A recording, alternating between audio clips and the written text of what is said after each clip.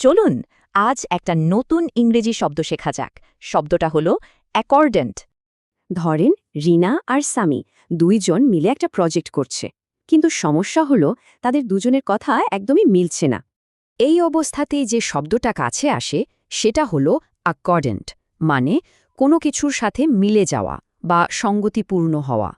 তারা এরপর নিজেদের মধ্যে কথা বলল, আর অবশেষে তাদের প্ল্যানটা হয়ে উঠল অ্যাকর্ডেন্ট, মানে একদম মিলে গেল। আচ্ছা, বাস্তব জীবনে এই শব্দটা কিভাবে ব্যবহার করা যায়? চলেন কয়েকটা উদাহরণ দেখি। এই বাক্যে নতুন প্রস্তাবটা কোম্পানির লক্ষ্যের সাথে মিলে গিয়েছিল, মানে অ্যাকর্ডেন্ট ছিল, তাই ওটা পাশ হয়ে গেল। এখানে কমিটির সবার সিদ্ধান্ত এক ছিল, মানে অ্যাকর্ডেন্ট ছিল, তাই অনুষ্ঠানটা খুব সফল হয়েছিল। আর এই উদাহরণে একটা সমস্যা সমাধানে তাদের একসঙ্গে কাজ করার ধরনটা ছিল অ্যাকর্ডেন্ট, দারুণ বোঝাপড়া ছিল। এখন একটা মজার ব্যাপার আছে। অ্যাকর্ডেন্ট মানে কিন্তু শুধু অ্যাগ্রি বা একমত হওয়া না। অ্যাগ্রি হলো শুধু হ্যাঁতে হ্যাঁ মিলানো, আর অ্যাকর্ডেন্ট হলো সুরের মতো মিলে যাওয়া, দারুণ একটা বোঝাপড়া থাকা।